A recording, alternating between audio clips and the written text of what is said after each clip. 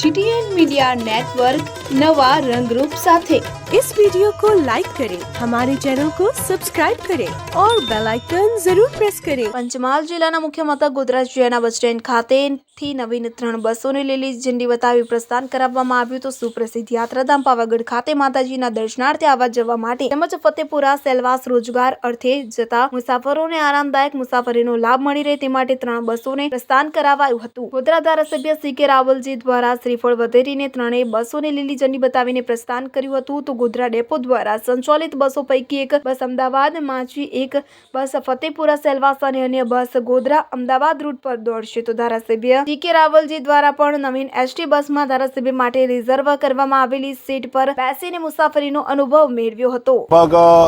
ગુજરાત રાજ્યની અંદર 100 ઉપરાંતની બસોની નવીન બસોની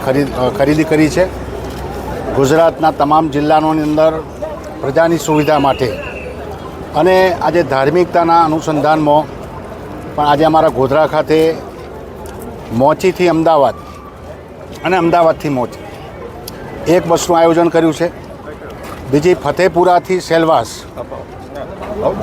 અને સેલવાસથી ગોધરા આ 2 બસો અને પેલી મોચીથી અમદાવાદ સુધી એટલે 3 બસોનું આજે અમારા પંચમહાલ જિલ્લા ગોધરા ખાતેથી અહીંયાથી રવાના કરી છે અને આવનાર દિવસો પણ પ્રજાની સુવિધાને ધ્યાનમાં રાખીને ST વિભાગ દ્વારા અને અમારા વાહન વ્યવહાર મંત્રી અને અમારા મુખ્યમંત્રી ભૂપેન્દ્રભાઈ પટેલ છેવાડાના વ્યક્તિની પણ ચિંતા કરે છે। આજે સેલવાસ અને ફતેપુરા આ બંને છે તે ટેરિટરી વિસ્તારના પેપર છે તે સેલવાસમાં જવું હોય કામ ધંધાના અનુસંધાનમાં અગર જે કંઈ કોઈ સગાવાલા હોય